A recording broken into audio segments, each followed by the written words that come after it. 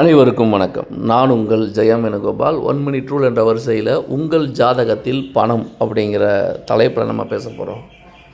இப்போ பணம் அப்படிங்கிறது ஒரு ஜாதகத்தில் 2ஆம் அதிபதி, 11ஆம் அதிபதி, லக்னாதிபதி இந்த 3 கிரகங்களுடைய சேர்க்கையை பொறுத்து மாறுபடும். 2ஆம் இடம் அப்படிங்கிறது பணத்தை கொடுக்கக்கூடியது. 2ஆம் அதிபதிங்கிறது பணத்தை தரக்கூடிய கிரகம். இப்போ இந்த 2ஆம் அதிபதி வலுவாக இருந்து யோகாதிபதியுடைய சாரத்திலோ கரணாதிபதியுடைய சாரத்திலோ இருந்து லக்னாதிபதி கூடவும் 11ஆம் அதிபதியுடையும் சேர்ந்து இருந்தால், எந்த விதமான பாதிப்பும் இல்லாமல் இருந்தால், பணம் அப்படிங்கிறது அவங்களுக்கு ஒரு பிரச்சனையே கிடையாது.